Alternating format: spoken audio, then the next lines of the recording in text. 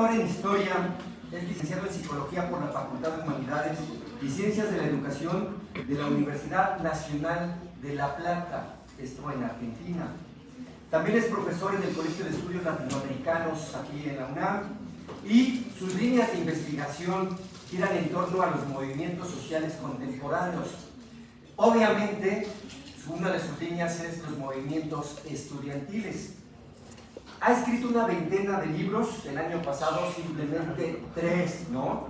En 68 escrituras de historia, intelectuales y militantes comunistas de la Universidad de Chile, el movimiento estudiantil porteño en los años 60, y bueno, el día de hoy se encuentra para presentar su más reciente obra, Movimientos Estudiantiles en América Latina, interrogantes para su historia, presente y futuro, que está editado por el Consejo Latinoamericano de Ciencias Sociales y que es parte de la colección Biblioteca El Cepinte de Puebla.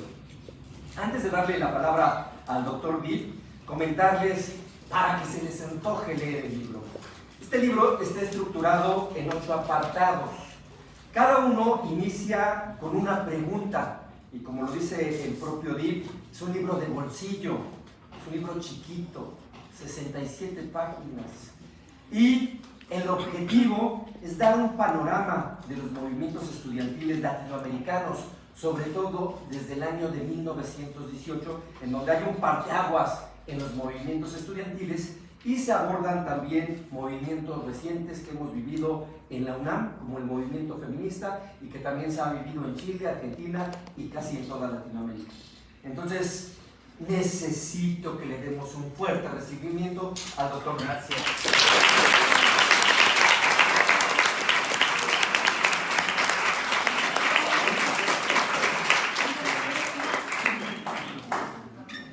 Doctor, para abrir, muy rápido, es una pregunta que necesitamos tener. La mayoría de aquí son estudiantes de bachillerato, la edad promedio es 15, 16 años, y entonces yo creo que iniciemos con una pregunta simple. ¿Por qué un estudiante de bachillerato, por qué un estudiante de 15, 16 años debería leer un libro sobre movimientos estudiantiles en América Latina? Bueno. ¿Te pasa el micrófono? Sí, a ver si se escucha. Me parece que lo están dando, ¿eh? ¿Escuchan igual así a voz abierta? Sí. Hola, hola, hola. Ahí prendió, pero creo que no anda. No da. No, pero igual hablamos fuerte. Bueno, antes que nada agradecerte, Pedro, por la invitación, también a Mariel, y gracias a todas y a todos ustedes por estar acá, por compartir la actividad. A mí me pone muy contento conocer los SH, ya conozco 2, con este 3, con Vallejo 3. Y bueno, antes de ir a la pregunta de Pedro, quiero solamente que me conozcan un poco más. Yo soy de, supongo conocen Argentina o tienen alguna referencia. Yo vengo de ahí, del sur de América Latina, y vengo de una ciudad que tiene una cultura juvenil muy fuerte, muy histórica, que es la ciudad de La Plata. Por si no saben, Argentina tiene 3 universidades más viejas, está la de Buenos Aires, la de Córdoba y la otra es la de La Plata. Y mi ciudad es una ciudad muy chica, pero es una ciudad con muchos y muchas jóvenes, ¿no? Y bueno, desde hace no mucho, desde el 2018 estoy acá en México, y desde hace varios años vengo trabajando este tema, que es el de movimientos estudiantiles en América Latina. Pedro recién le decía que este es un librito, si lo ven, muy chiquitito de bolsillo. La idea es que lo puedan llevar en cualquier lugar, que no pese, y que se pueda leer en cualquier momento, en cualquier circunstancia. Y acá está en papel, pero si quieren lo pueden bajar de manera gratuita, ponen Movimientos Estudiantiles Nicolás Dip en internet y lo pueden bajar de manera libre, abierta, sin ningún problema. Pero traje hoy 3 libros, por si quieren que los rifemos al último, para poder intercambiar y un poco conozcan un poco más lo que trabajo yo. Pero mi idea al día de hoy, que un poco con Pedro hablamos, que sea como un diálogo entre todas y todos, no es tanto venir y hablar solamente de mi parte, sino que podamos compartir experiencias en torno a esto que llamamos movimientos estudiantiles en América Latina, que ya tiene una historia que abarca, digamos, más de 2 siglos, podríamos decir, si tomamos todo el siglo XX y el siglo XXI, y obviamente tiene experiencias por distintos países de América Latina, pero una experiencia muy rica, y no lo digo por estar acá con ustedes, es la de México, ¿no? México tiene una historia súper rica en movimientos estudiantiles en todo el siglo XX y también en el siglo XXI. Si ustedes buscan libros sobre el 68, saben que se cumplen 55 años, ¿no? El 68 acá en México, y hay un libro que se llama El 68 explicado a los jóvenes, y con esto voy a la pregunta de Pedro, que lo escribió un ex dirigente del movimiento estudiantil del 68, no importa si lo conocen o no, sino quería un poco hablar de ese libro para ver cómo podemos intercambiar el día de hoy, que se llama Gilberto Guevara Niebla, ¿no? Y tiene ese libro del 68 explicado a los jóvenes, donde hay un profesor que viene del 68, donde le explica a las y los más jóvenes qué fue el 68, qué cosas pasaron, qué no pasaron. Y a mí justamente ese modelo de intercambio entre distintas generaciones, ustedes saben que acá si tomamos a Pedro, a Mariel o a mí, y a ustedes formamos parte de distintas generaciones. Eso quiere decir que tenemos distintas experiencias, diferentes realidades. Y a mí no me gusta el modelo, esa idea de que tiene que venir alguien de una generación más grande para explicarle a las y los más jóvenes cómo es la cosa, ¿no? Y justamente Pedro les decía que este libro, cada capítulo es una pregunta y a la vez cada uno de los capítulos termina con más preguntas, porque justamente la idea y la propuesta y un poco la actividad de hoy que también les propongo es que podamos intercambiar experiencias mutuas, ¿no? De distintas generaciones en un diálogo más horizontal, más llano. Así que si quieren podemos hacer como una especie de entrevista abierta, donde si quieren pueden preguntarme cosas del libro, también contar experiencias de ustedes, de cómo ven los movimientos estudiantiles. Puede ser en América Latina en general o cómo lo ven en la actualidad hoy desde su propia experiencia. También si quieren puedo dejar algunas ideas para compartir en términos generales y colectivos, como para adentrar un poco más que trata el libro, como si quieren para que sea un puntapié para compartir algunas ideas, experiencias, pero ustedes me dicen cómo lo ven mejor, qué les parece, cómo quieren hacerlo. Así que hay un músico argentino que se llama Luis Alberto Spinetta, no sé si pudieron escucharlo. Él tiene una frase que dice, elija y gane, ¿no? Como un chiste, pero elijan la modalidad ustedes y en base a eso hacemos la actividad, como les parezca mejor.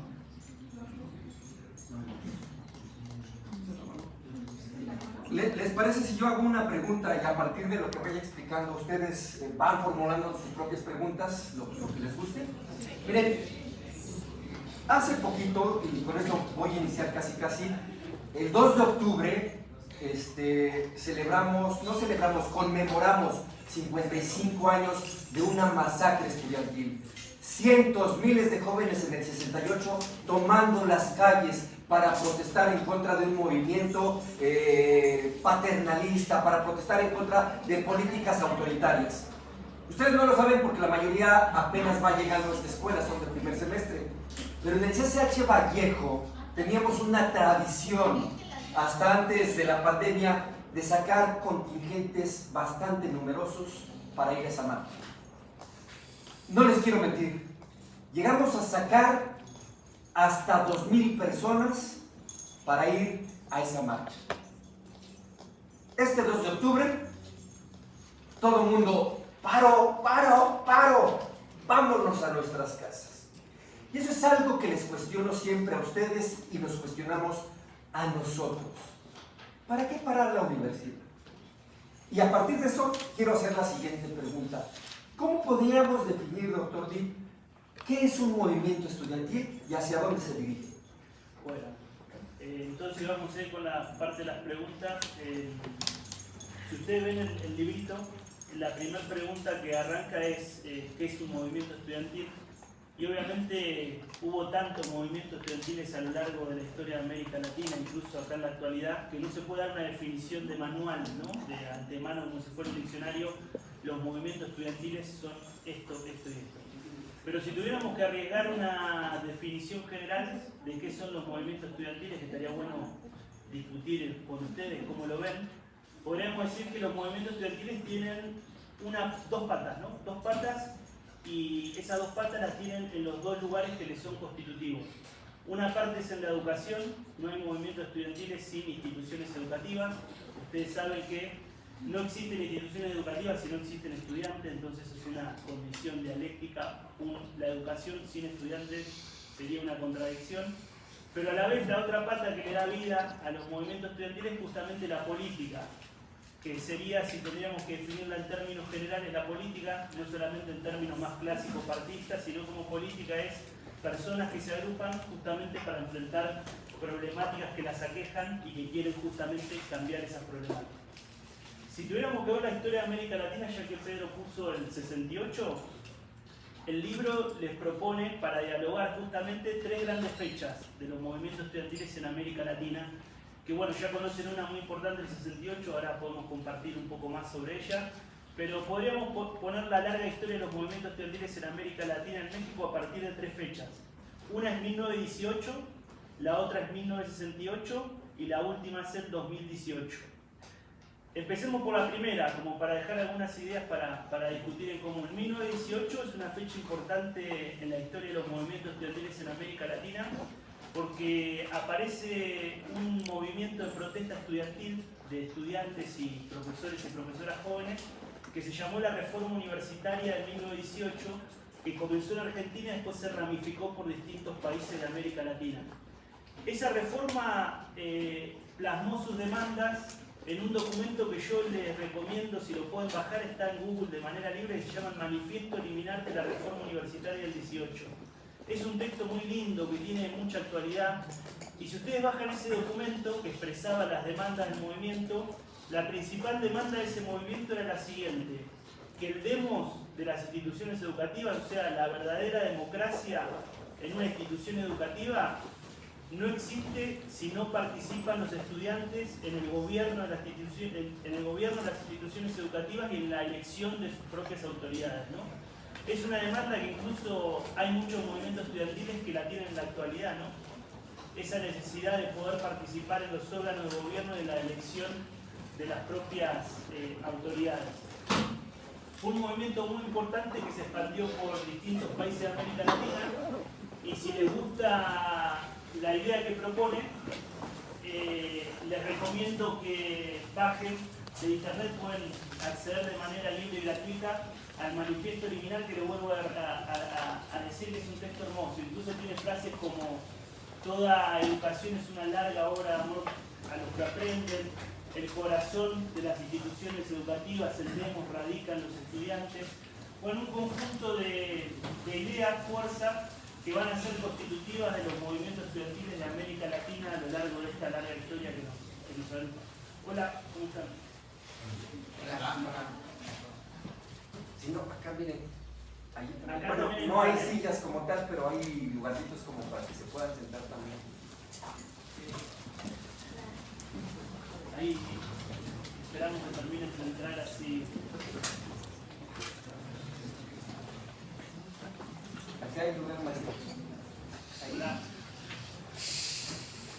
Y aquí hay 3 lugares, lo que pasa es que estorba la mesa y pareciera que no, pero hay 3 lugarcitos. Más da Bueno, para los que recién se sumaron, estamos discutiendo sobre este librito que se llama Movimientos Estudiantiles en América Latina.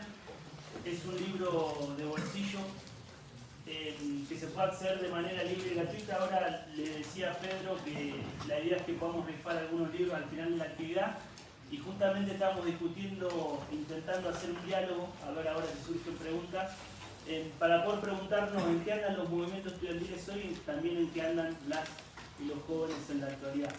Pero les decía, estaba repasando 2 o 3 ideas, y ya para abrir al diálogo, si tenemos que ver la historia de los movimientos estudiantiles, hay 3 fechas importantes. Una, la Reforma Universitaria del 18, recién le contaba el Manifiesto Eliminar, una protesta estudiantil que se extendió a lo largo de toda América Latina, y lo que planteaba era que los estudiantes puedan participar de los gobiernos, de las instituciones educativas, y puedan elegir a sus propias autoridades. Fue un movimiento que tuvo repercusión a nivel continental. Pero otra fecha importante es la que recién les comentaba Pedro, que es el año 68 en América Latina. Yo llegué acá a México por primera vez en el 2018, y bueno, ustedes desde el propio México tienen una historia muy fuerte de lo que es el 68 en México. Incluso yo cuando llegué en el 2018 me impactó la fuerte historia y memoria que tienen sobre el movimiento del 68 en este país, ¿no? Pero si ustedes ven, el 68 mexicano no fue el único. A la vez hubo movimientos de protestas juveniles y estudiantiles en distintos países de América Latina. Les puedo nombrar otros importantes: Brasil en 1968, Uruguay en 1968, incluso en Centroamérica, en países como Guatemala, también hubo movimientos de protestas estudiantiles. Y si tuviéramos que hacer una característica... Ahí anda. Hola, hola. Bueno, ahí se escucha mejor. Me iba a quedar sin voz. Ahí va mejor. Le decía que el 68 en México a la vez estuvo acompañado por un conjunto de movimientos estudiantiles y juveniles en el año 68 en distintos países de América Latina, y una cosa que los juntaba, más allá de pertenecer a diferentes países con diferentes realidades históricas, es que todos esos movimientos fueron una lucha contra el autoritarismo entre sus distintos países, ¿no? Ustedes capaz ahora lo ven un poco lejano, pero piensen que en los años 60 a las y los jóvenes ni siquiera los dejaban escuchar rock and roll o la música que les gustaba, ¿no? Y recién les nombré 3 países. Brasil en ese momento tenía una dictadura. México, ustedes saben, tiene una historia donde tenía un partido único que monopolizaba los distintos espacios políticos, sociales y culturales. Y Uruguay, que también se lo puse como ejemplo, tenía un gobierno democrático, pero con una deriva autoritaria muy fuerte, donde justamente era muy reacio a las expresiones juveniles, populares y también de los trabajadores, ¿no? Entonces, si tuviéramos que resumir qué expresa, desde mi punto de vista, ustedes me contarán cómo lo ven, qué expresa el 68 como consigna, si tuviéramos que resumirlo en una consigna, el año 68 dejó a los movimientos estudiantiles la idea de que todo estudiante puro, todo profesor o profesora puro, todo académico o académica pura es una cosa monstruosa, ¿no? Es una frase, una consigna esta, pero ¿qué querría decir eso? Que no puede haber movimientos estudiantiles o no pueden haber estudiantes, profesores o profesoras verdaderos si no se preocupan no solamente por lo que pasa en sus instituciones educativas, sino también por lo que pasa en el país y en el conjunto de América Latina en su conjunto, ¿no? Bueno, eso es para mí, si tuviera que resumir el 18, el 68 en 2 consignas. Si pensamos en el graffiti, vieron que el graffiti resume pequeñas cosas en pocas palabras. El espíritu, la consigna de 1918, de la reforma del 18, justamente: no hay educación sin estudiantes. Los estudiantes son la democracia y la educación es fundamental que sean el motor vital de las instituciones educativas. Pero el 68 dejó otra consigna, que justamente es la idea de que no puede haber movimientos estudiantiles sin discutir nuestra educación, pero a la vez discutiendo nuestro país y nuestra región de manera conjunta y unificada, ¿no? Y le decía, la última fecha importante que creo yo para discutir e intercambiar sobre los movimientos estudiantiles es 2018. Si recuerdan, 2018, no sé si ustedes lo llegaron a presenciar, hubo distintas protestas y marchas acá en la UNAM por un ataque por ir a una huelga del CCH a Azcapotzalco, ¿no?, que se está manifestando en Ciudad Universitaria. Y esas manifestaciones obviamente no solo mostraron esa demanda contra acabar contra la violencia por red, que es una demanda que ya viene históricamente en el movimiento estudiantil mexicano, sino aparecieron una experiencia que tuvo protagonismo en distintas instituciones, no solo en México, sino también en América Latina, que fue y es, me atrevería a decir, el de las colectivas feministas, ¿no? Y yo creo que justamente las colectivas feministas en la actualidad retoman a su manera, en una nueva experiencia histórica, esta consigna que viene desde el año 68, que es la necesidad de que no podemos no abordar los problemas de violencia de género al interior de las instituciones educativas sin abordar esos problemas a nivel social y regional más amplio, ¿no? Nos están hablando un poco no solamente de cómo funcionan nuestras instituciones particularmente, sino también cómo funcionamos como sociedad, ¿no? Así que bueno, si me tuviera que pedir un panorama rápido y amplio como para abrir el diálogo, el debate, ese es mi punto de vista. Creería que hay 3 fechas importantes: el 18, el 68, el 2018. Esas 3 fechas juntan a distintas generaciones en la historia de América Latina y de México. Y justamente, si ahora podemos abrir un diálogo, preguntas que a ustedes les llamen la atención o quieren contar sus experiencias, a cómo ven el tema. También no es necesario que vean el tema que les estoy contando de manera positiva, también lo pueden ver críticamente o con cosas que no estén de acuerdo. La idea es que sea justamente un diálogo y podamos compartir distintas ideas en el día de hoy. Y bueno, le vuelvo a agradecer mucho por estar acá, ¿no? Muchas gracias. Miren, es importante lo que están planteando. Les explico para ver si les dan ganas de participar. Seguramente cuando ustedes llegan a la escuela, sus papás, sus mamás y los mismos profesores, profesoras, autoridades en esta escuela, lo primero que les dicen es: no se metan en cuestiones políticas, no se junten con los revoltosos. ¿Qué es lo que dicen? Quiero aprovechar para que vayan pensando si eso es lo que les dicen. ¿Por qué se los dicen? Porque quiero aprovechar la presencia del doctor Dick para preguntarle si existe la neutralidad política. Es decir, los estudiantes solamente tienen que venir aquí a estudiar matemáticas, historia, español, sin aplicarlo. O sea, ¿o para qué sirve venir a la escuela y a la universidad? ¿Para quedarse con ese conocimiento, para sacar un 10 en el examen, o para qué sirve? Piénselo, que nos conteste el doctor Dick y ojalá puedan participar a partir de esta pregunta. ¿Quieren que hagamos también otras preguntas a la vez? ¿Alguien, por favor? Hay varias. Perfecto. Estamos junto con Marcelo.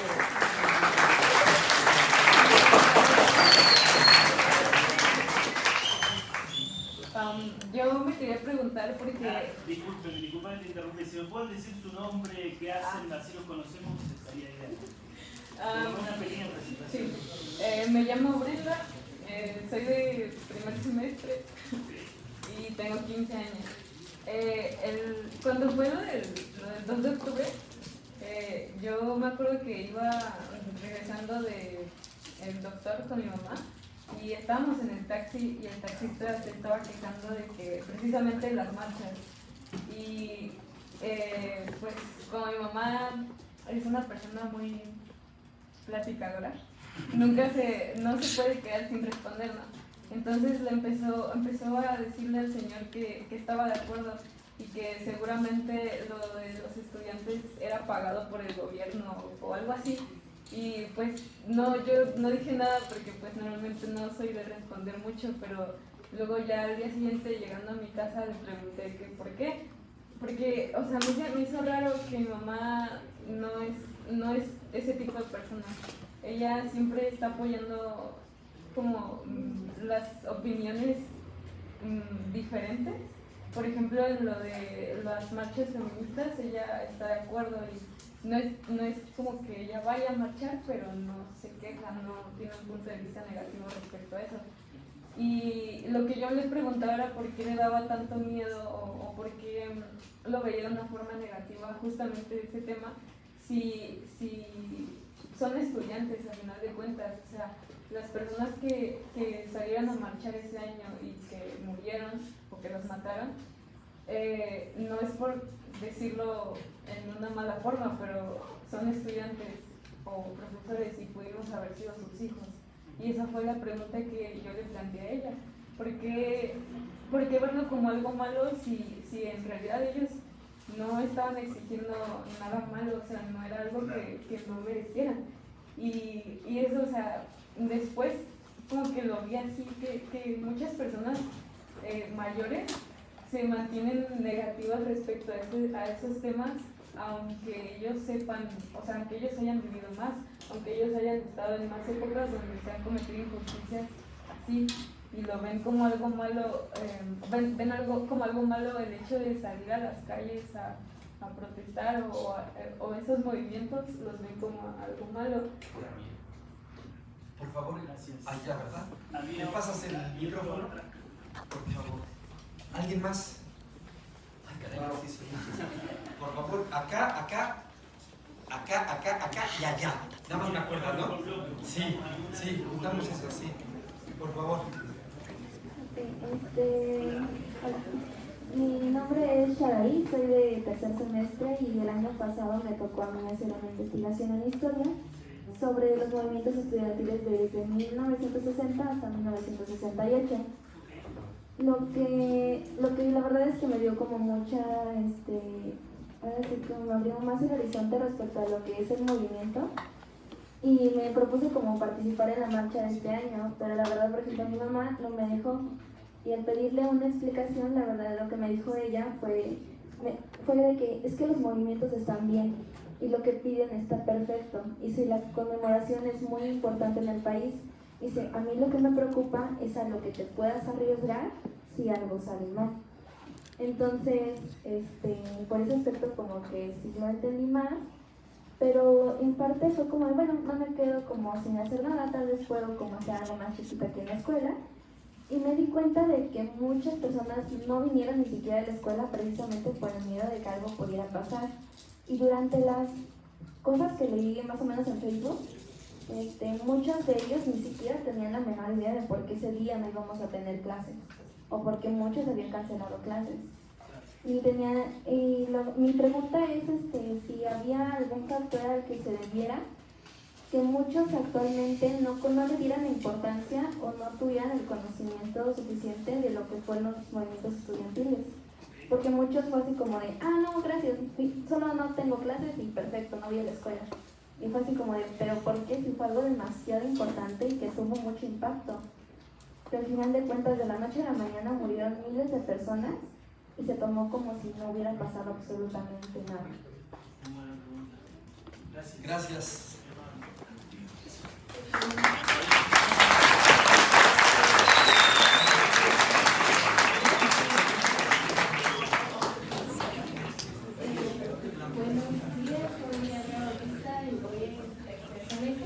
Bueno, yo lo que quería dar era mi punto de vista, pues a mi consideración, no sé si muchos de aquí tengan la misma opinión, pues realmente yo siento que los adultos, solo por ser adultos, muchas veces no consideran nuestro punto de vista como estudiantes, porque, por ejemplo, yo siento y me ha pasado que muchas personas me limitan cuando hablo, por ejemplo, en aspectos de política, porque al parecer no tengo la capacidad de razonarlo completamente y soy muy joven para opinar acerca de política. Incluso si solo se trata aquí adentro de la escuela, pues sí piensan, no, es que tú eres muy joven y no piensas en lo que puede pasar, pero pues justo a nosotros ser jóvenes y estar viviendo esto, somos quienes más razonamos esta situación, porque incluso los adultos en su momento pasaron esto y aún así piensan que nuestros problemas son menos que los de ellos en su momento.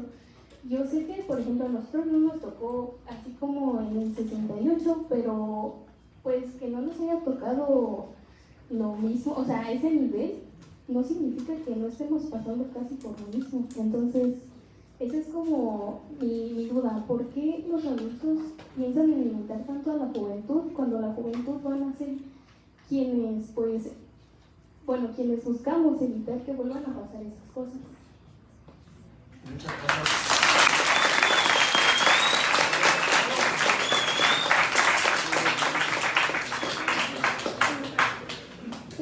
Bueno, mi nombre es Patricia, tengo 16 años y mi pregunta más que nada es, ¿usted qué piensa acerca de los actuales movimientos sociales, más que nada sociales, desde las feministas hasta las marchas que van, digamos, apoyando a la comunidad?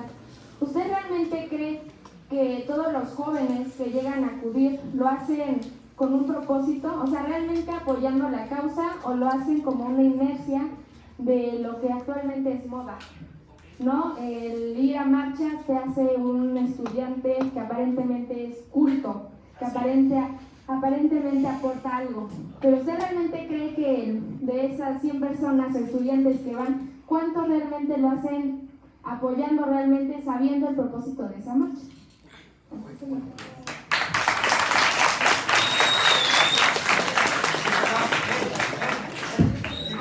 Iba la compañera, no seas malita. Compañera. Y terminemos con ella para que luego les pasemos a los compañeros de atrás. Por favor. Bueno, mi nombre es Victoria. Sinceramente, yo solamente quería comentar, en mi familia, mi abuelo vivió el movimiento del 68, le tocó estar en Tlatelolco y fue muy fuerte para él, y muchas veces yo pues tenía la curiosidad de por qué nunca se hablaba de eso, porque era como un tabú para nosotras. En nuestra familia siempre había sido un tabú hablar de esas fechas y pues hablar todo lo que giraba alrededor de las protestas estudiantiles. También mi papá estudió en un CCH, en el CCH Oriente, y le tocó un paro de 2 años. No, uno. No fue tanto, fueron 9 meses. Yo estuve ahí. El punto siempre había sido un tabú, entonces apenas yo entré al CCH, pues le pregunté qué había pasado, que por qué nunca se hablaba. Entonces pues, me decían, no, pues hubo muchas cosas, dentro de la escuela también había muchos problemas y pues lo que hacían, a mí me comentaba que lo que hacían era que de los mismos estudiantes se cuidaban entre ellos, porque a veces llegaban otras personas externas y pues, llegaban a atacar las instalaciones. Y más que nada, más que los estudiantes eran a las instalaciones. Y pues yo nunca había entendido esa parte de por qué a las instalaciones. Entonces, igual pasa con las feministas, que muchas veces dicen, es que nada más van a rayar paredes o a romper vidrios o a romper cosas. Y yo nunca había entendido eso hasta que me tocó estar en una marcha, cerca de una marcha, y pues sí vi que muchas chicas no actuaban violentamente. Entonces supongo que eso era pues como lo de los estudiantes, que muchos creían que los estudiantes eran los que iban y rompían las cosas y todo, y no, era externo. Entonces pues más que nada mi duda era de por qué se le echa la culpa a los estudiantes cuando no tiene nada que ver, porque a los estudiantes los ponen en ese margen de es que es su culpa y es que es por ellos, y no sé si es mi duda de por qué también ha sido un tabú hablar bien de las cosas y de cómo ha pasado. Okay. Le pasamos el micrófono a la compañera y con ella cerramos este primer bloque. Ahorita un bloque, contesta y les pasamos el micrófono para atrás. Vamos por bloque y después volvemos a abrir. Bueno, mi nombre es Liliana, soy de tercer semestre.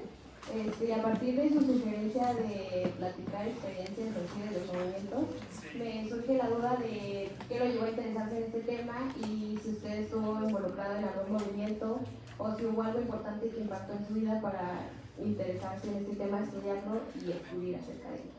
Ya. Qué buena pregunta.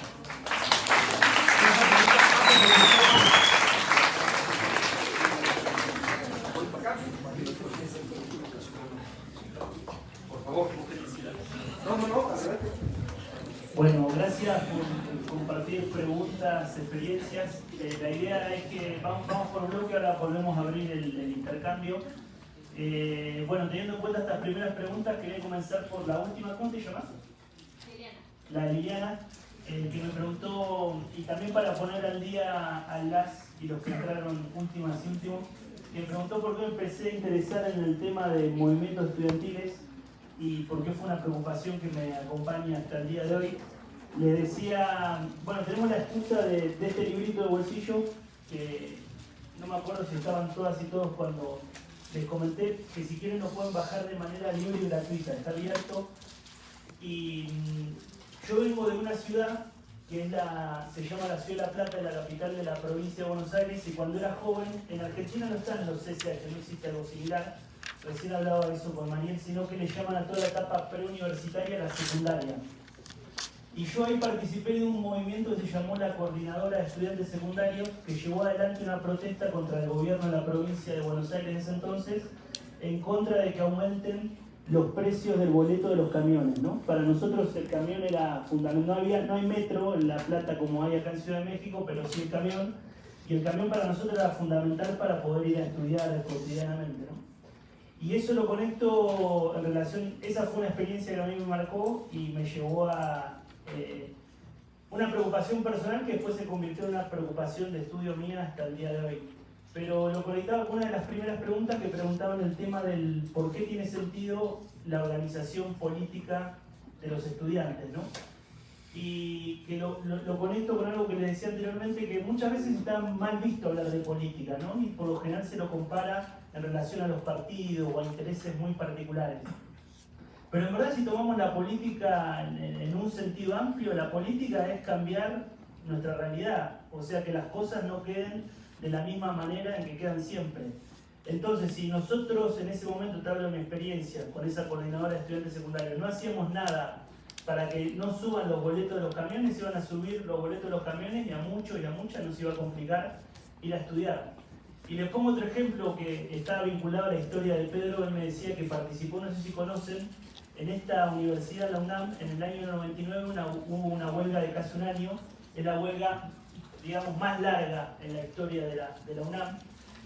Y ese movimiento que muchas veces, bueno, hay distintas visiones en cómo entenderlo, cómo interpretarlo, pero tenía una demanda muy concreta que era justamente que no aumenten las cuotas de inscripción para poder entrar a la universidad, ¿no? Y sin ese movimiento las cuotas de inscripción se habrían subido y habría que pagar para poder estudiar en la universidad pública. Yo les cuento esa experiencia porque ustedes la conocen y muchas veces la dan como un supuesto que lo viven cotidianamente. En mi país también es así, la educación es gratuita, pero tengo otras conocidas y otros conocidos, por ejemplo, de países como Chile, de Colombia, que me los he cruzado en Argentina o incluso acá, que no tienen la misma realidad, que justamente tienen que pagar y no les es tan sencillo acceder a la educación, digamos, en el bachillerato y en la universidad.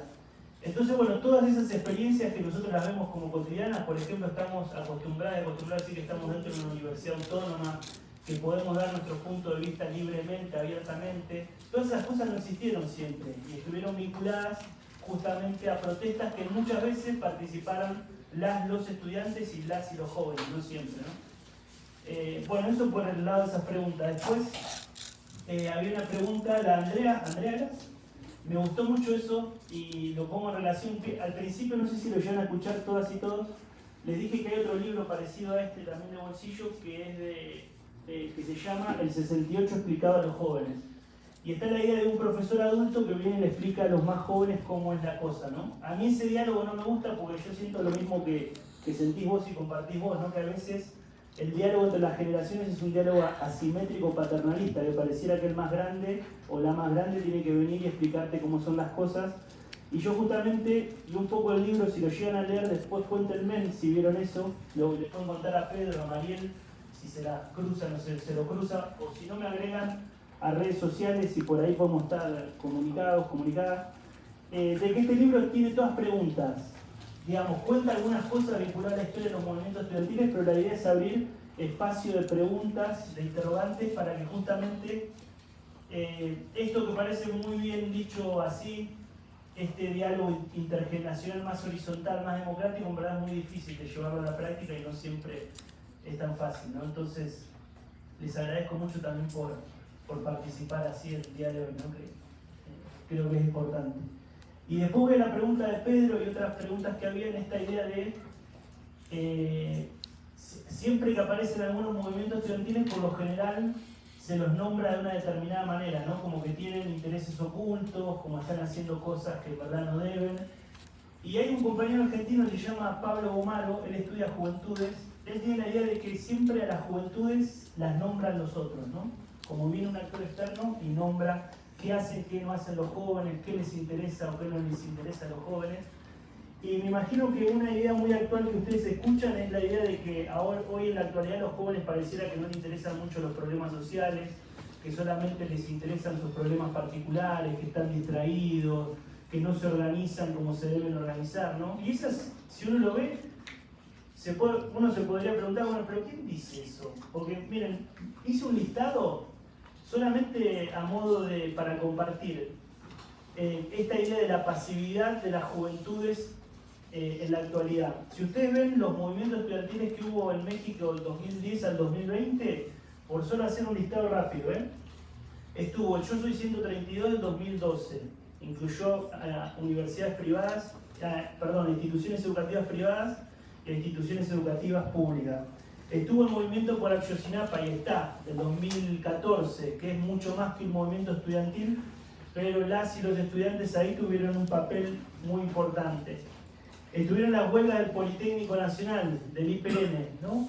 Las 2014, que se las conocen como la marea guinda, y después estuvieron las movilizaciones más recientes del 2018 contra distintas formas de violencia al interior de los planteles educativos. Si alguien viene y te nombra este listado, que es un listado incompleto, que se podrían agregar mucha más experiencia, es difícil decir que las y los jóvenes no se mueven en la actualidad o no están preocupadas, ¿no?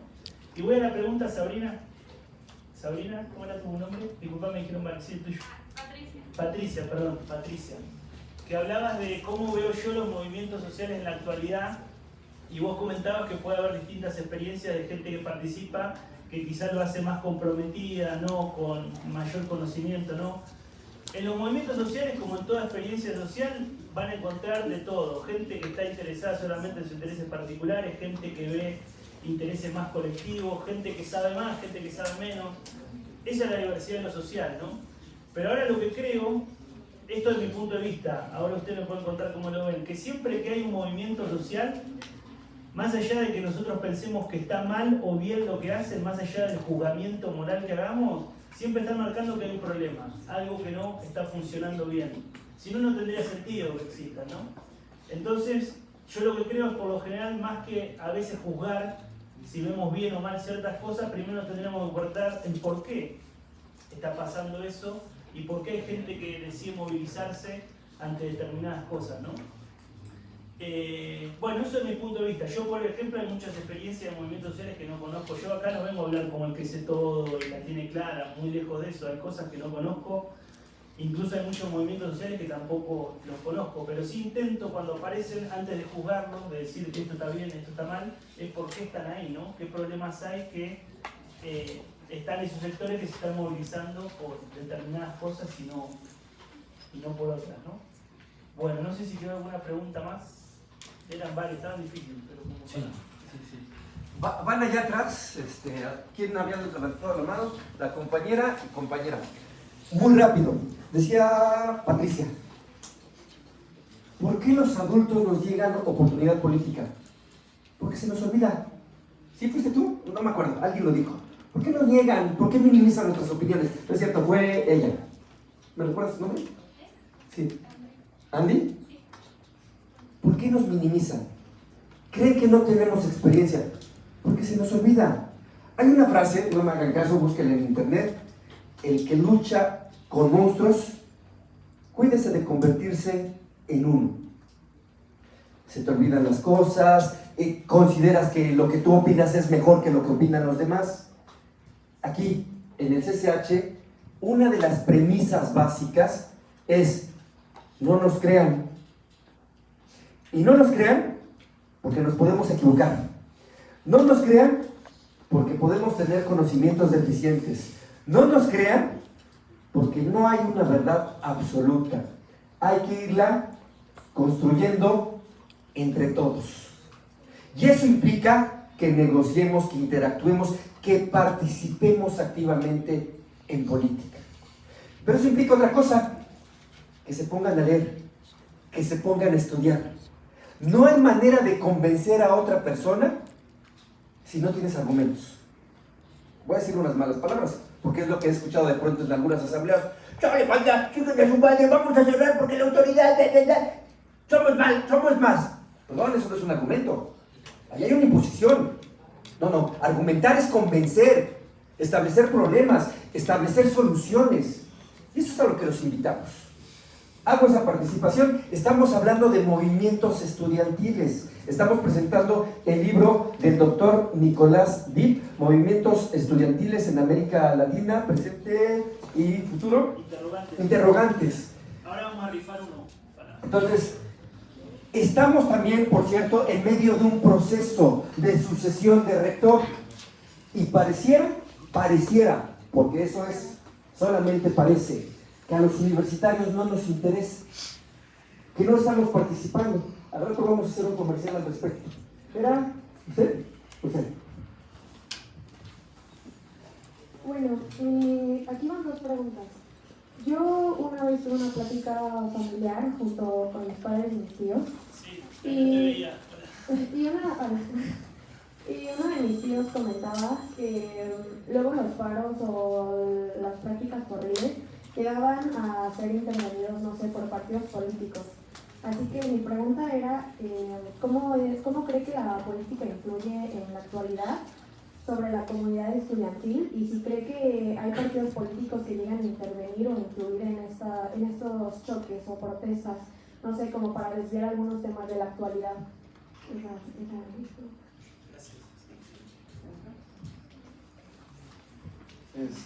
Yo soy Karina Eduardo, soy tercer semestre y tengo dos preguntas. Sí.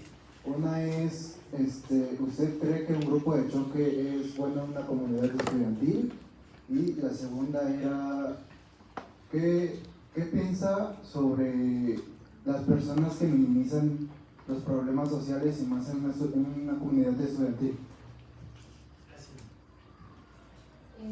Bueno, mi nombre es Lisette, soy del tercer semestre y es una duda en general. Voy a poner un ejemplo.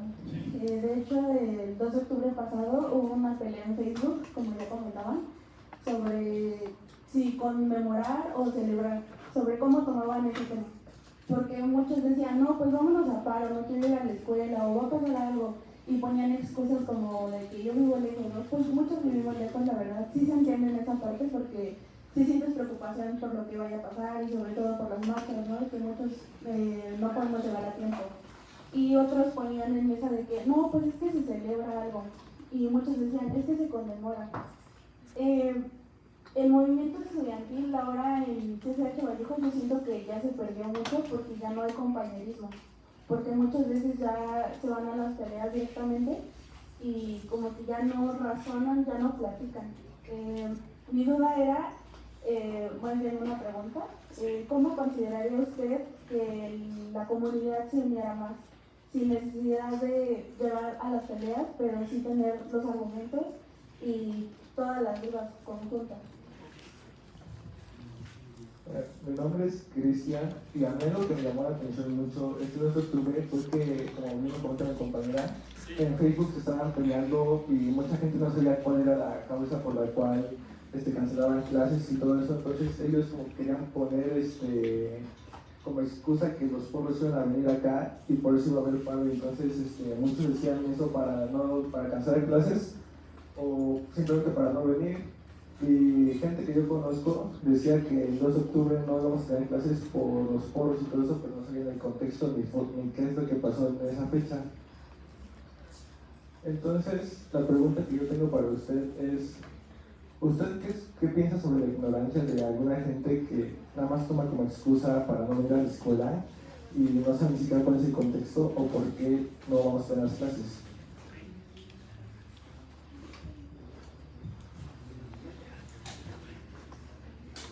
Bueno, mi nombre es Luis y yo tengo una pregunta por usted. Usted, dentro de una comunidad estudiantil, ¿cómo haría para que si se cumple un objetivo y las personas que en la escuela van a participar en cierta causa, si vayan con el objetivo y no tengan otra intención, porque es así, no un caso de corrupción, nada más para tener un día libre, por ejemplo, los famosos paros que nosotros a veces buscamos, ¿usted cómo haría para que tanto la comunidad de estudiantes, profesores y otros directivos se pongan de acuerdo y en verdad busquen el objetivo de mejorar, pues más que nada, el sistema educativo? Gracias.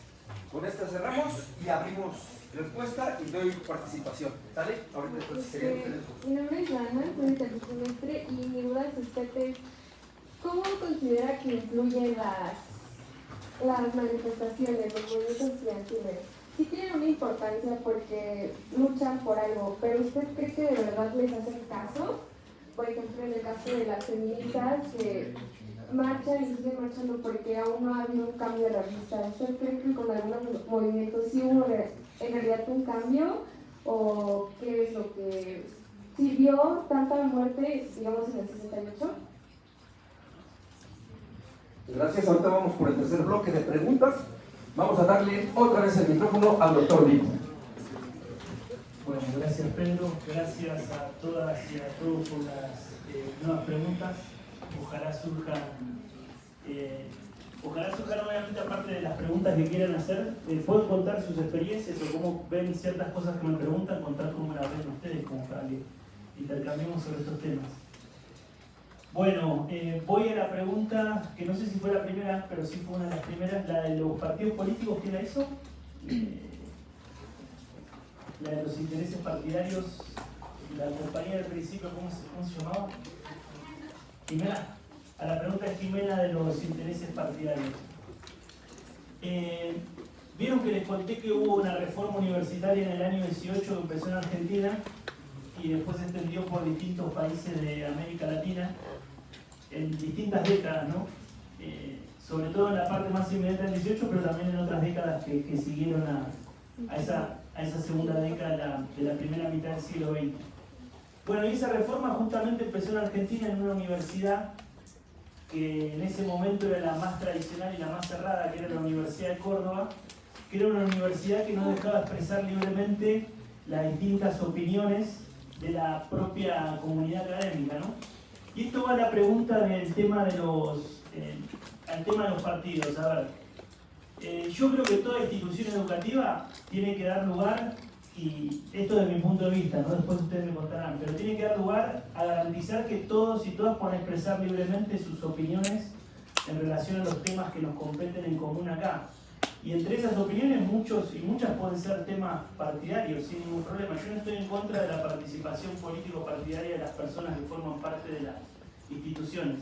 Sí estoy en contra, no me parece bien cuando se quieren convertir a las propias instituciones en la expresión de un partido político, ¿no? Que eso iría en contra del ideal democrático a nivel latinoamericano que han dejado mucho los movimientos estudiantiles en América Latina, ¿no? Con esta idea de que le decía, el 18, el 68, esos dos movimientos, si bien estuvieron en distintos contextos históricos y tuvieron distintas demandas, una de las cosas por las que lucharon es que convivamos en espacios democráticos, ¿no? Donde podamos expresar libremente nuestro punto de vista sin temor a ser sancionados y sancionados, que muchas veces en la actualidad no pasa eso, ¿no? Yo conozco muchos casos que tienen miedo, ¿no? Muchas veces a sus opiniones, sus puntos de vista, justamente porque hay sanciones de distintos tipos. Y esto lo conecto a la otra pregunta que me hacían de qué pensaba yo de los grupos de choque. Y bueno, yo creo que algo que han mostrado bien los últimos movimientos estudiantiles es justamente que hay una necesidad fuerte de erradicar las distintas formas de violencia que todavía aún experimentamos fuertemente en las instituciones educativas, ¿no? Pero ahora, a lo que quería ir con otra de las preguntas que había es que yo estoy lejos, y si ustedes llegan a poder leer el libro, después cuéntenme, de querer darles una imagen romántica, idílica, de las y los jóvenes y los movimientos estudiantiles. Muchas veces pueden tener prácticas, visiones que pueden ser cuestionables y no necesariamente por el hecho de ser jóvenes y por el hecho de ser de movimientos estudiantiles es que necesariamente traigan algo bueno, ¿no? Eso para tenerlo en cuenta, pero lo quería conectar con otra pregunta, que era la pregunta de cuánto han logrado verdaderamente los movimientos estudiantiles, si logran cambios reales. Muchas veces las demandas que se plantean los movimientos estudiantiles no llegan a modificaciones concretas o a concretarse, pero otras veces sí. Y vieron que recién les puse el ejemplo de Argentina, me gustaría ponerlo como ejemplo como para que lo discutamos, pero por ejemplo en Argentina, a partir de distintas demandas estudiantiles que hubo en distintos momentos históricos, por ejemplo, hoy en día los estudiantes participan del gobierno de sus instituciones educativas, tienen representantes. Los estudiantes pueden elegir cuáles son sus autoridades, cuáles son sus profesores, cuáles son sus profesoras. Digamos, todas esas cosas no surgieron de la nada, ¿no? Lo mismo, en Argentina las universidades nacionales son autónomas. Esa autonomía, esa capacidad de que las universidades se dicten sus propias normas, también fueron producto de demandas estudiantiles. Lo mismo, en Argentina, hoy en la actualidad, las universidades son gratuitas, no te exigen, no te cobran nada por querer entrar, por el poder elegir tu carrera. Eso también fueron demandas de los propios movimientos estudiantiles. Entonces, como para resumir, hay veces que hay demandas que no llegan a buen puerto, que no logran cambios concretos materiales, pero muchas veces, incluso muchas de las realidades que tenemos en la actualidad, le puse el de la huelga del 99 acá en la UNAM, pero la huelga del 99 también tuvo una protesta del Consejo Estudiantil Universitario en los 80, que también luchó por la gratuidad universitaria. Todas las cosas que vemos como naturales quizás hoy en día son productos de gente que en su momento se unió y se movilizó ante determinadas cosas, ¿no? Bueno, no sé si quedó alguna otra pregunta de las que habían hecho o si me olvidé alguna, pero creo que más o menos dan un panorama de lo que preguntaba. Déjenme ahondar también a ese respecto. ¿Los movimientos estudiantiles han logrado algo? Sí. 1968. Gracias al movimiento estudiantil del 68, están ustedes aquí. 1971, se crea el Colegio de Ciencias y Humanidades. Producto de la lucha estudiantil del 68. Pero no es la única escuela. Se crean las escuelas nacionales. Hoy se les llaman FES, FES Acatlán, FES Cuautitlán, más FES. Se crea la Universidad Autónoma Metropolitana. Se crean los colegios de bachilleres. Se crean los CONALEP. Y ojo, porque cuando uno dice CONALEP, hay un espíritu elitista de la UNAM. ¡Ay, los CONALEP! Ustedes se meten a Facebook, insultos. Pero déjenme decirles algo. Los SHs están concebidos como el primer proyecto CONALEP de la universidad. Porque el espíritu es que si ustedes no terminaban de estudiar, podían estudiar una carrera técnica para poder trabajar y subsistir. Entonces, cuando digan CONALEP, ojo, los movimientos estudiantiles sí han tenido impacto. A lo mejor no inmediato, a lo mejor no hacemos movilización hoy, anda el viejo petitorio que paro hasta que lo resuelva. Eso no funciona. Los movimientos sociales son a largo plazo. Y si algo nos enseña la historia, es que hay que saber tener paciencia y capacidad de discusión. Se los dejo ahí. ¿Iba usted, compañero? ¿Y luego? ¿Y luego usted? 1, 2, 3, 4. Y voy para acá. Espérense. Voy. Por favor. Ya. Bueno, mi nombre es David. Y pues tengo una pregunta. Ahorita hemos estado viendo mucho del movimiento estudiantil, pero pasado y presente básicamente.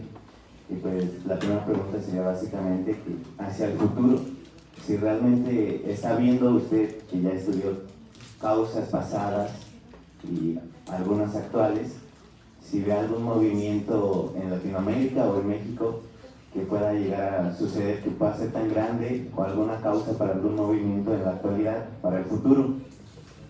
Y pues la segunda básicamente sería que todos estos movimientos estudiantiles, obviamente con sus causas y con sus efectos, sucedieron hasta que se llegó al punto máximo de la paciencia de los estudiantes, digamos. Hasta que después de tanto tiempo de estar pidiendo y ver que no se llegaba a algún acuerdo o que no se accedían a sus peticiones, pues explotaron, básicamente. ¿Cómo ve una forma realista, realmente, de que si queremos cambiar algo, podamos realmente hacerlo, sin tener que recurrir a los extremos, digamos?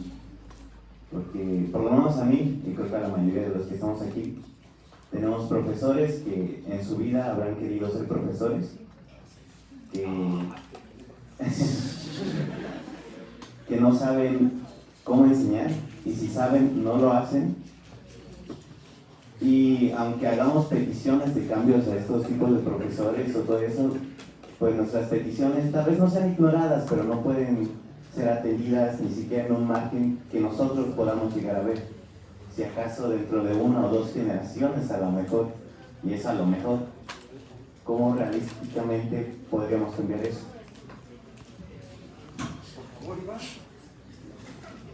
Bueno, mi nombre es Alejandra, soy de tercer semestre y mi pregunta es aquí ¿cómo sabemos de que los movimientos estudiantiles no son usados para una distracción política? Es que, por ejemplo, el año pasado aquí en México hubo un asesinato de un gato, pero fue justamente después de que habían expulsado a un maestro por acoso y fueron justamente los propios estudiantes que decidieron expulsarlo. Entonces, mi cuestión aquí es cómo nosotros como estudiantes podemos evitar ser una distracción política. Ahorita, por ejemplo, se vienen las elecciones, entonces, ¿cómo podemos prevenir nosotros de que no seamos, de que, por ejemplo, lo de las chinches, puede ser un ejemplo de que fue realmente una distracción política, porque como vienen las elecciones, vienen un montón de consecuencias, bueno, no de consecuencias, sino de actos. Entonces, como yo lo repetí, nosotros como estudiantes, ¿cómo podemos prevenir que no se usen nuestros movimientos como una distracción política o como un chiste para los políticos? Silva.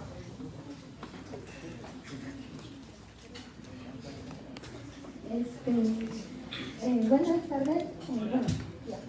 Mi nombre es Daniela Fernanda, soy de tercer semestre, tengo 15 años y mi pregunta era, usted que ya ha estudiado todos estos movimientos estudiantiles, ¿cómo ha visto que evolucionaron a través de la historia? ¿Cómo ha visto que han cambiado? ¿Si han mejorado o empeorado? ¿Y cómo afecta esto a las nuevas generaciones que vienen?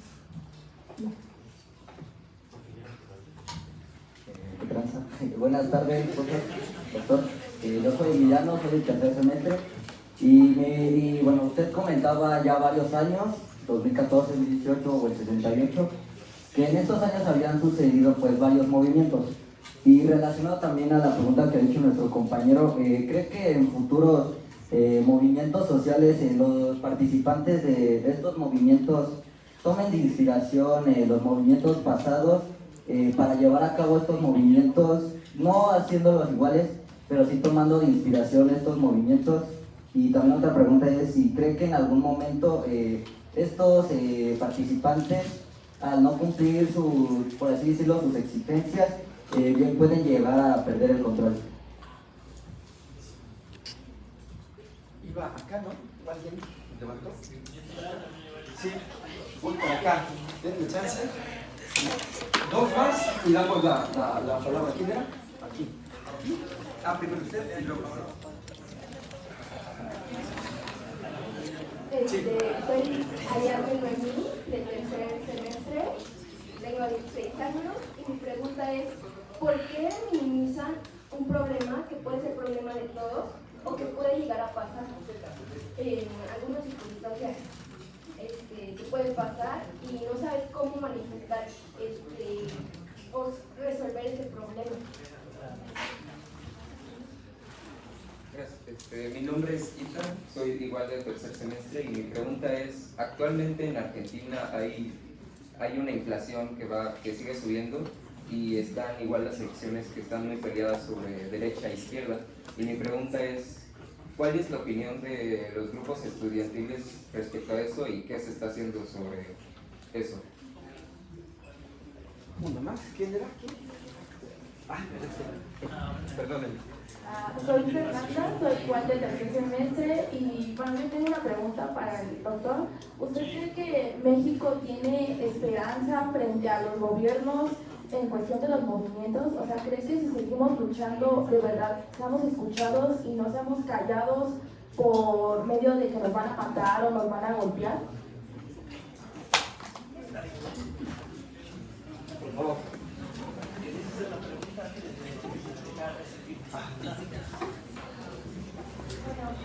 Mi pregunta es que los movimientos estudiantiles posiblemente giran en torno a la comunidad estudiantil. Me han ocurrido varios, pero yo creo que esto es producto de también una mala atención de las instituciones estudiantiles a los estudiantes. Porque la mayoría de veces las instituciones son las últimas en enterarse de qué pasa en las escuelas, aunque ellas estén a cargo. Entonces, ¿cómo podría mejorar esto? O sea, las instituciones mejorar, o usted cree que sea ignorancia que le dan a los estudiantes por concentrarse más como en el sistema, en vez de los estudiantes que pues sí somos importantes porque los involucramos a todos. Bueno, en relación a las preguntas de ahora, gracias por compartirlas. Voy a empezar porque recién Pedro nombraba la creación de los SH cuando fue Pablo González Casanova, el rector de la UNAM, fue por 2 años nomás. Y bueno, ustedes me imagino que saben que fue un sociólogo muy reconocido a nivel de América Latina, Pablo González Casanova, murió hace muy poco. Yo estudié sociología en la Universidad de La Plata Y me acuerdo que leí un libro de un estadounidense que se llamaba Charles Wright Mills, que es un sociólogo estadounidense muy conocido, sobre todo sería mucho en los años 60. Incluso Pablo González Casanova, cuando estaba acá en UNAM, lo trajo para México y tuvo una experiencia importante acá en México. Y él tiene un libro muy lindo. Yo empecé sociología, a leer de sociología con ese libro que se llama La imaginación sociológica, ¿no? Y ahí Brian Mill lo que dice es que tener imaginación sociológica es poder darnos cuenta de cómo nuestros problemas individuales en verdad están cruzados por problemáticas políticas y sociales más amplias, ¿no?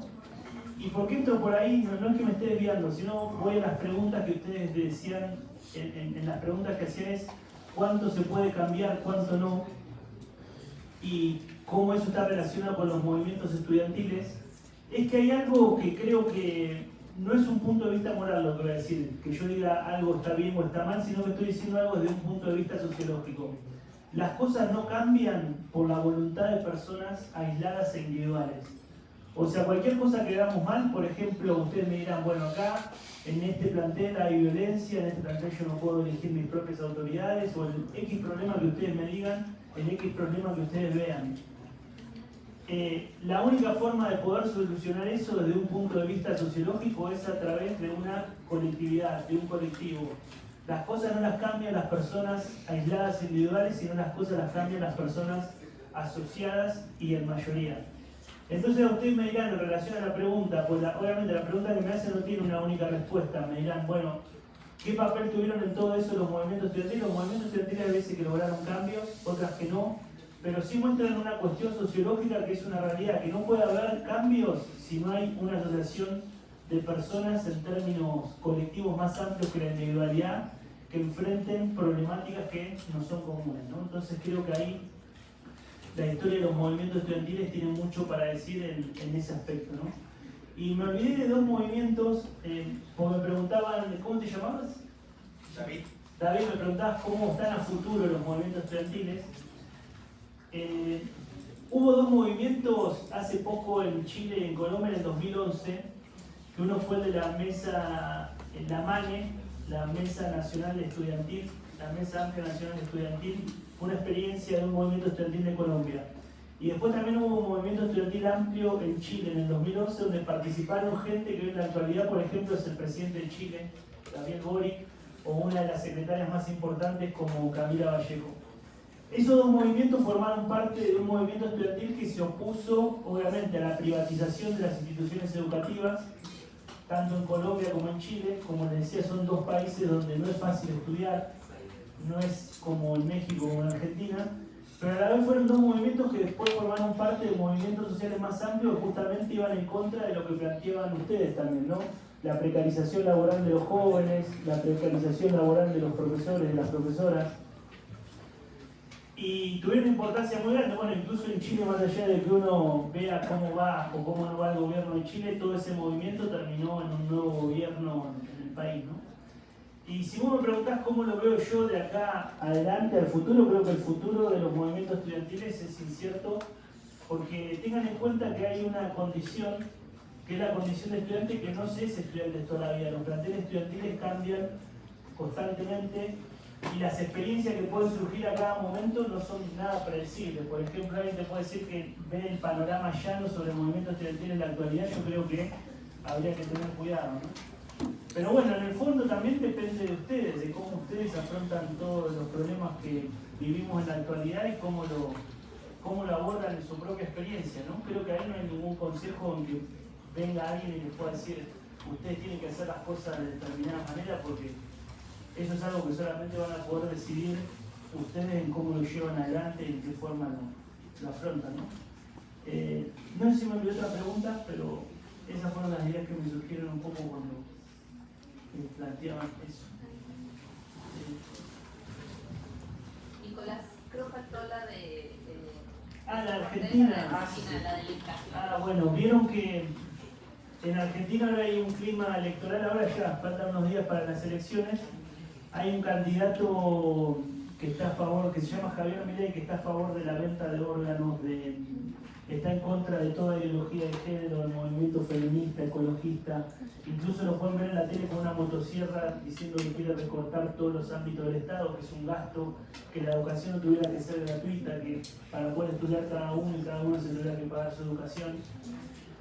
Y bueno, cuando le decía que no hay que idealizar a la juventud, no, es que, ¿cómo te llamas? ¿Cómo? Itan decía que Argentina, el problema de la inflación Argentina tiene una inflación interanual de más del 100%, creo que ustedes ni se imaginan qué es eso. Imagínense de un día para otro que los precios que ustedes tienen como referencia para ver el día a día cotidiano cambian y cada vez que creen que van a llegar de una manera holgada a fin de mes le están aumentando constantemente, todo eso diariamente. Y bueno, justamente hay muchos jóvenes que sin pensar necesariamente como piensa Milei, no quiere decir que quieran salir con una motosierra a cortar todo, pero sí están viendo en esa opción electoral como una salida a lo que no les ofrece la actualidad, ¿no? Que justamente yo creo que ese es el gran problema o la gran discusión, ¿no? De cómo, qué opciones políticas, que esto obviamente lo dirán las propias experiencias juveniles, pero qué propias experiencias políticas toman los jóvenes en los panoramas políticos, sociales, culturales y económicos actuales que nos ofrece América Latina, ¿no? Y ahí la organización juvenil y los planteos juveniles también creo que tienen mucho que decir ante todos los problemas que enfrentamos, ¿no? Maestra, voy para allá. Buenas tardes, jóvenes. Doctor, justo un placer, qué bueno que lo hayan invitado, la maestra María, gracias maestro Pedro por estos acercamientos. Quiero decir también que como jóvenes no tenemos que olvidar, todavía ya estoy boca, pero bueno, ya me incluyo entre ustedes, que los movimientos citadinos son una cosa, los movimientos estudiantiles citadinos y los movimientos estudiantiles en la zona rural son otra, ¿no? O sea, nosotros nos decimos, no, pues vamos a la marcha del 2 de octubre, algunos jóvenes tienen el impulso de romper vidrios, no es condenable y no los voy a criticar tampoco, pero otra cosa también es manifestarse en el estado de Guerrero, en donde el Estado te desaparece. Y eso no hay que perderlo de vista, porque a veces pensamos muy céntricamente, muy uniformemente, que bueno, los movimientos estudiantiles solamente se dan en las grandes universidades y sin querer a veces olvidamos que también hay un movimiento estudiantil de las universidades pequeñas, de las universidades rurales, ¿no? Y que están enfrentando no solamente al Estado, sino ahí sí, exponer tus ideas te lleva al asesinato, ¿no? En el estado de Jalisco desaparecen jóvenes, aparecen después videos donde los ponen a atacarse entre ellos mismos, a postularse. O sea, el movimiento estudiantil en México tiene muchas formas y muchos matices, mucha violencia, ¿no? Tampoco hay que olvidarnos de eso. Sin embargo, bueno, pues sí, como menciona el doctor y quiero retomarlo, los movimientos estudiantiles sí logran grandes cosas. Y entre ellas está la gratuidad y el acceso que tenemos nosotros como trabajadores, hijos de trabajadores, hijos de empleados, a la universidad, a una educación universitaria, ¿no? Bueno, Déjenme regreso con usted, voy arriba y bajo, porque los feos que se quisieron sentar hasta acá atrás también tienen el derecho a hablar. 1, 2, 3. 1, 2, 3.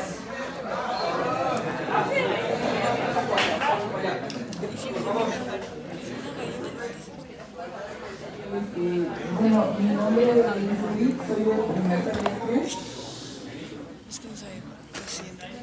Mi nombre es Eli y soy del primer semestre y lo que pasa es que, bueno, mis papás no me dejaban entrar a CCH justo por el miedo o lo que ellos me decían de que iba a haber muchos paros y eso. Y bueno, mi pregunta es más si tiene que ver el que sea un CCH el que haya más paros. Mira.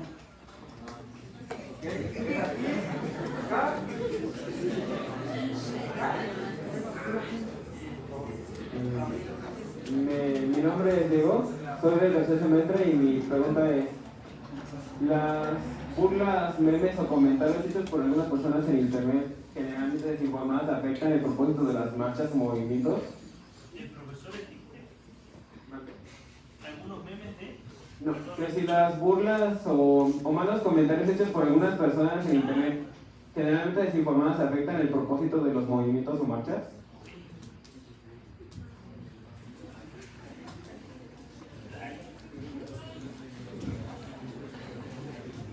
Mi nombre es Jimena, del primer semestre, y usted comenta en su libro que estos movimientos son llamados secos que siguen sonando, ¿no? Pero creo que al seguir sonando se siguen conmemorando, pero de igual forma distorsionando.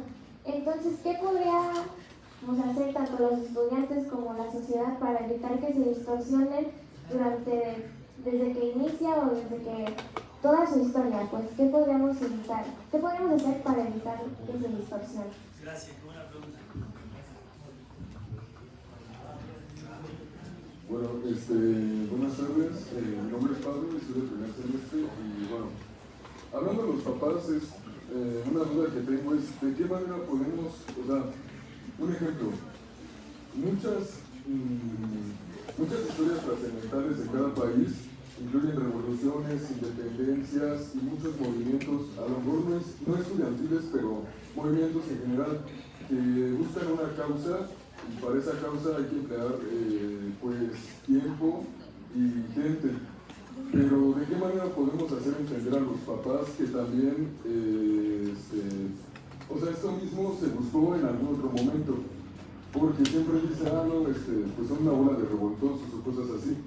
Cuando no es así, porque tampoco los llaman, a los héroes de la independencia no los llaman así. Y también están buscando una libertad o una forma de expresarse mejor, de no tener ese autoritarismo que se encuentra. Entonces, pues mi duda es cómo podemos hacer cambiar de pensamiento eso, o mostrarles una buena ideología acerca de eso, de que esa misma situación, sin embargo, no se plantea de la misma forma. Tiene algunas diferencias, pero no podemos hacerlos entender que es lo mismo, que se busca un bien común y que al final de cuentas pues se está llevando a cabo lo mismo, una manifestación ante la autoridad.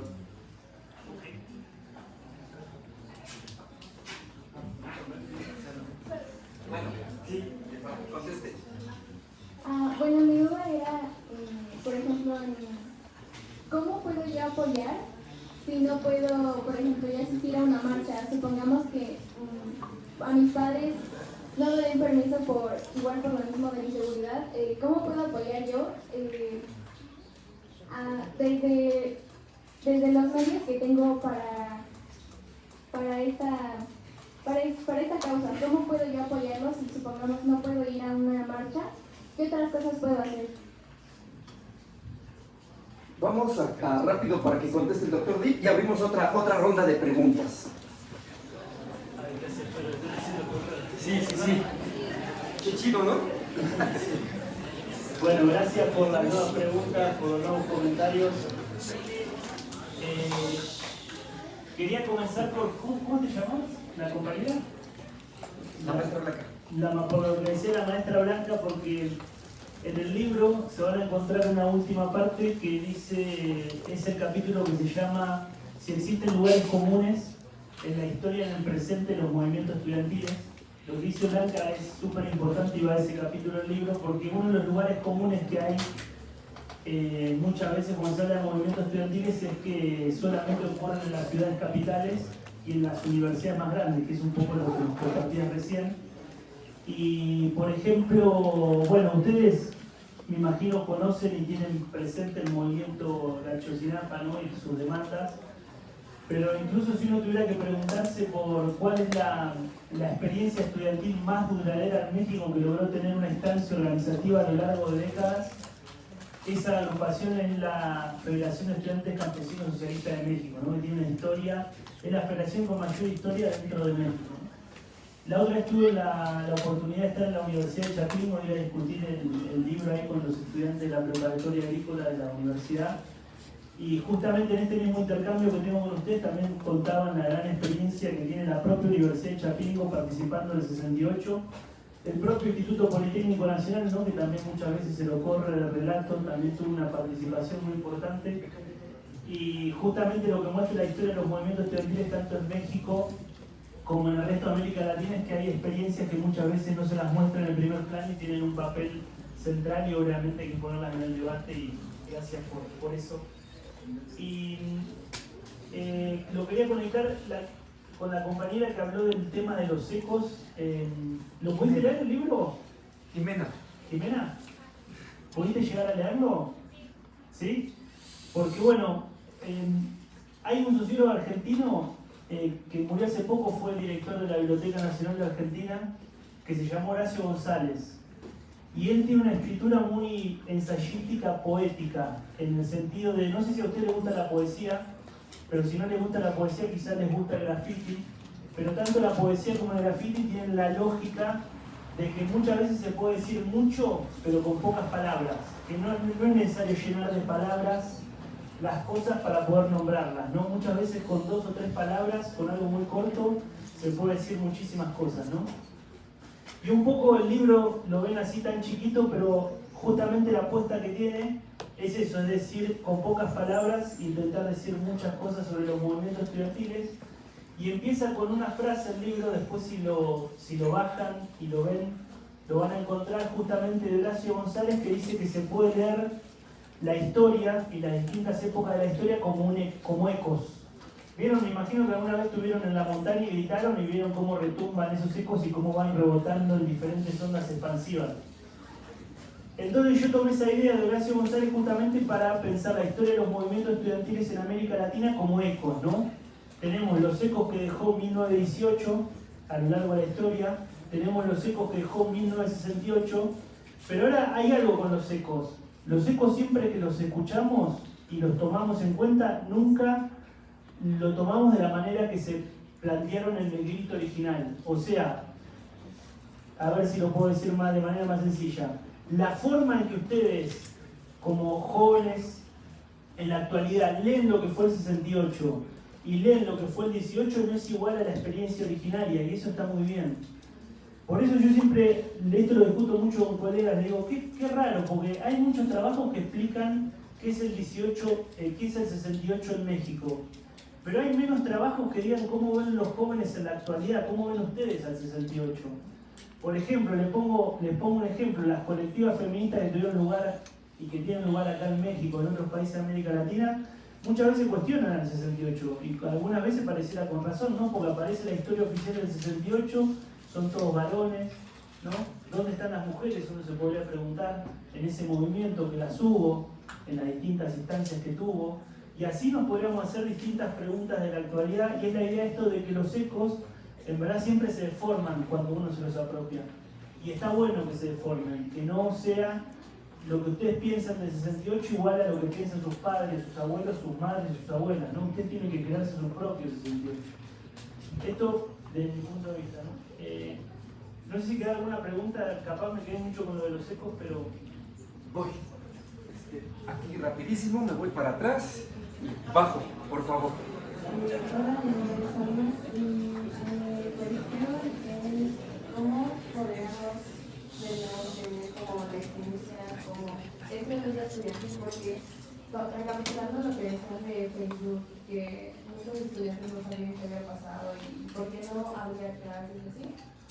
Siento que parte también de la ignorancia de que los padres no nos han comentado, o desde la educación básica, y siento que es importante porque, y luego, bueno, dice el compañero, ¿qué va a pasar con los movimientos estudiantiles en generaciones futuras?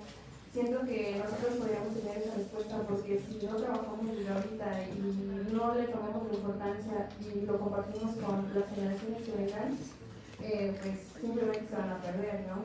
Y como dice la profesora, los movimientos estudiantiles hacen grandes cosas, pero creo que mi pregunta más es cómo podremos otra vez tener ese orgullo, porque estando en CCH y a veces en la UNAM siento que somos privilegiados, no como muchas otras universidades pequeñas, y entonces siento que no le tomamos la importancia que debería ser. Entonces, ¿cómo podríamos otra vez reunirnos así, simplemente por ser estudiantes? Ya diferentes movimientos de que hay por los profesores o por esto, pero el simple hecho de que cómo poder ser otra vez orgullosamente estudiantes y cómo mantener eso. Muchas gracias. Voy acá y bajo.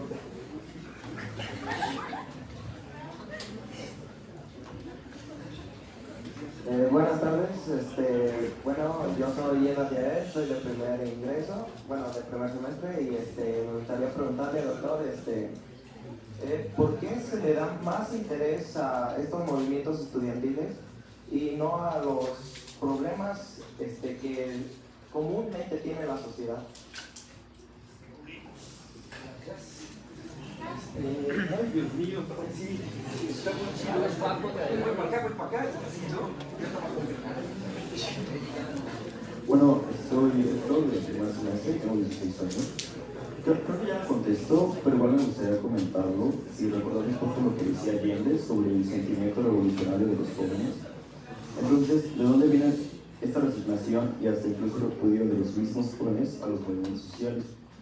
Lo relaciono yo con la raíz de las experiencias, porque las marchas atraen gente y los discursos no tanto. Y si está un poco asalmado, no tiene caso que rece el que poca oportunidad tiene de ser oído. Entonces, ¿con qué razón se unen los estudiantes resignados? Hola, me llamo Chantel, de tercer semestre, y más que nada yo tengo curiosidad de saber qué opinas sobre como que sí lo han mencionado ahorita, pero no han tocado sobre el movimiento feminista, porque siento que es muy polémico. Entonces me da curiosidad saber qué opinan. Sí, su opinión personal y si realmente hay una forma correcta de protestarse por no hablar. Muchachas, muchachos, miren, va a parecer grosería, créanme que no lo es. Estamos a 15 minutos de que termine las 2 horas. A mí la verdad la he disfrutado mucho la charla, las participaciones, hay muchas cosas que discutir. Yo de verdad quisiera que esto lo siguiéramos discutiendo con mayor amplitud, que nos diéramos esos espacios. Pero ahorita ya estamos casi por cerrar, le damos la participación al doctor que nos sirve con estas preguntas, y si ustedes gustan, nos quedamos 5 minutitos para afinar algunas cosas y a lo mejor organizar una nueva charla de este tipo. ¿Qué les parece? Una cosa más, antes de que terminemos, rifemos los libros. ¿Les parece que sí? Tenemos 3 libros para rifar.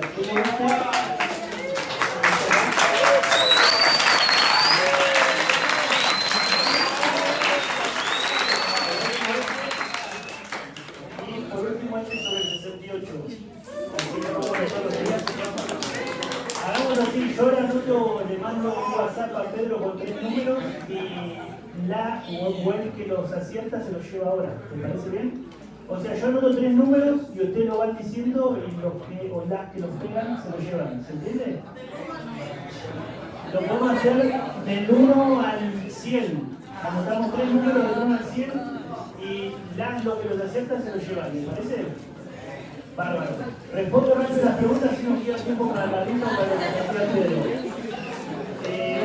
Voy a la pregunta del compañero del fondo de por qué muchas veces le damos más importancia a los movimientos estudiantiles que al resto de la sociedad. En verdad acá estamos hablando hoy de movimientos estudiantiles porque yo trabajo ese tema y me invitaron para eso. Pero no quiere decir que los movimientos estudiantiles sean más importantes que otros movimientos, incluso, bueno, lo bueno que tiene es la diversidad social, ¿no? Hay que entender las distintas expresiones y entre una de esas expresiones están los movimientos estudiantiles. Y voy a la pregunta del otro compañero que hablaba de las distintas tendencias políticas de los jóvenes. Yo le vuelvo a repetir, no estoy acá con el afán de ni romantizar a los movimientos estudiantiles ni romantizar a las y los jóvenes. Las experiencias de los movimientos estudiantiles y de las juventudes son diversas, tienen distintas orientaciones, son completamente heterogéneas, así creo que el desafío que tenemos es conocernos y conocerlas un poco más en base a sus propias experiencias, pero también a las otras experiencias que nos podemos encontrar en la realidad actual. Y quería cerrar con la pregunta de la compañera, ¿de qué pienso yo sobre el movimiento feminista? Mirá, a mí leer los trabajos de un conjunto de compañeras que están estudiando el tema del movimiento estudiantil me sirvió un montón para darme cuenta de la historia y de la memoria hipermasculinizada que tenemos de los movimientos estudiantiles en América Latina. Y después yo siempre me pongo en el papel de no querer hablar de algo que no soy yo, ¿no? Porque yo justamente soy un varón y todas las demandas que hubo me llevaron a replantear un montón de cosas en el trato diario cotidiano que tengo.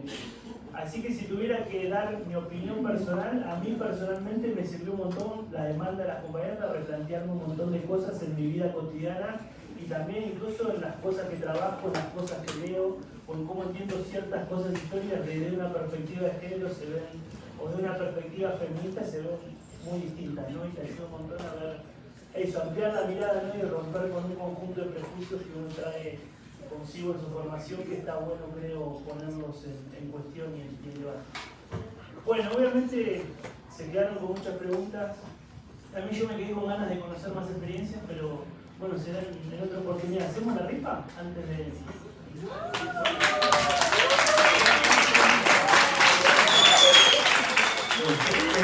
Vamos organizando el asunto de la rifa.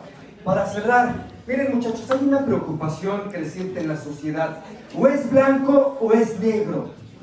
¿Soy del Morena o soy del PAN? ¿Soy izquierda o soy derecha? No existe. Muchachas, muchachos, en la vida hay matices. Y son muchos los matices. Poeta Nicolás Guillén, el poeta de la negritud, poeta cubano, dice más o menos así: yo no te digo que soy un hombre puro. Entre otras cosas, falta saber si existe o si es posible. ¿Acaso ustedes han probado el agua químicamente pura? Sin un gramo de estiércol. ¡Buah! ¡Qué porquería! Yo no les digo que sean puros, pero hay mucha preocupación. ¿Cómo le hacemos para que no nos manipulen los partidos políticos? Estudiando, comparando, jerarquizando. ¿Cómo le hacemos para que no nos manipulen los maestros? Estudiando, leyendo, contrastando. ¿Cómo le hacemos para que no nos manipulen en Facebook? Estudiando, leyendo, contrastando. Pero lo más bonito, lo que acabamos de hacer ahorita, discutiendo, intercambiando ideas, dando espacios para el diálogo. Quiero llamar la atención de dos cosas que dijo el compañero y que la verdad hasta sentí que mi corazoncito se rompió. Hay muchos profesores que están aquí por obligación y no por vocación. Sí es cierto. Sí es cierto. Pero a pesar de eso, o como dijera Mario Benedetti, a pesar de los sabios granujas, es nuestra obligación, ustedes como estudiantes, plantear estas discusiones.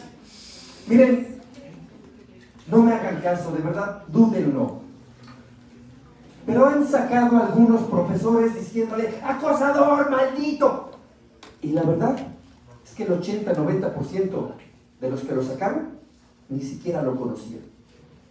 Se dejaron llevar por una manipulación de Facebook, por versiones que no comprobamos.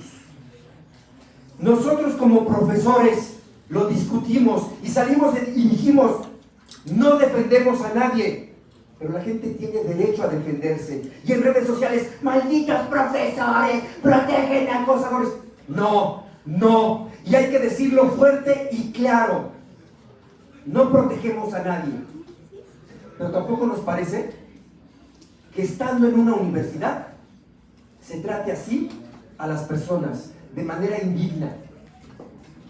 Eso es lo que le estamos planteando. Y por último, muchachas, muchachos, viene el cambio de rector.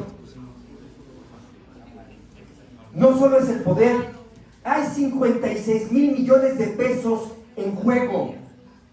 Más dinero que recibe el estado de Colima. Más dinero que recibe Tlaxcala. Más dinero que lo que recibe Yucatán.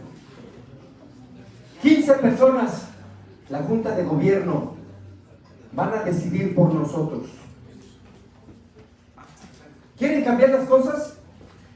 A lo mejor no las cambiamos, pero sí queremos poner un granito. Y termino con un cuento, muy rápido.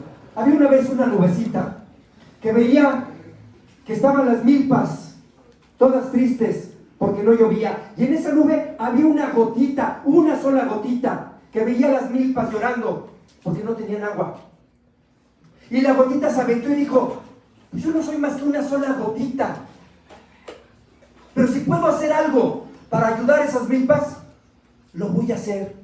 Y se aventó con tanta fuerza, con tanta determinación, que las demás gotitas escucharon que se venía un aguacero y dijeron: yo también voy, yo también voy yo también. Y llovió y lograron que las milpas crecieran. Yo no les pido mucho. Es que yo no puedo ir a una marcha. No vaya, lea, estudie, discuta con sus compañeros. Es que a mí me regañan mis papás si me meto. No se meta aquí, métase al Facebook.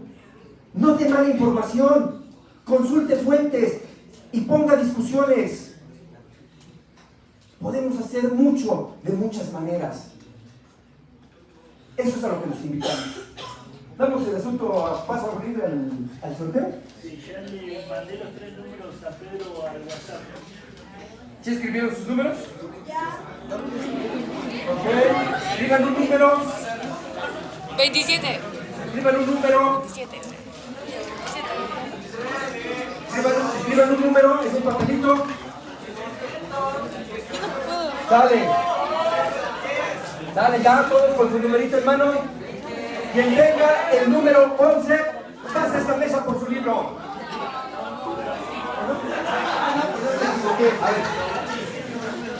Bueno, el 11 no vale, lo cambiamos. Lo cambiamos. Es así la... Me pone el 27. Hagamos una ronda, ustedes van diciendo números. Los números que están anotados se llevan al libro. ¿Entiendes? Hagamos... ¿Qué número? Escuchemos un ratito más y ya terminamos. 27 voy. ¿Cuánto? Vayan diciendo números y los que aciertan o las que aciertan se lo llevan. Ya. 10. No. 8. Allá, al fondo, en verde. No, ni un número. Tampoco. 82. 18. Tampoco. 18. No. Tampoco. No. 19. No. No. ¿Cuál? 43. Dale, vamos a hacer una cosa. Primera línea, y así nos vamos. 19, no. No. 39. Un libro para la compañera. Número. No. Ahí te mandé No. para la vez anterior. No. No. No. No. 90. No. 48. No. 27. No. 7. No. 93. ¡Ay! No. 59. No. 93. No. No. 95. No. 5. No. 86. No. 26. No. 97. No. 92. No. 91. ¡Ah! Libro con los compañeros. Número. No. No. No. No. No. No. 40. No. No. 68. No. 54. No. No. No. No. No. 3. No. No. No. Las maestras no valen. No. No. No. No. No. No. No. 45. No. No. No. No. No. No. No. No. No. No. No. no, no, no, no, no, no, no, no, 14, un libro a los compañeros.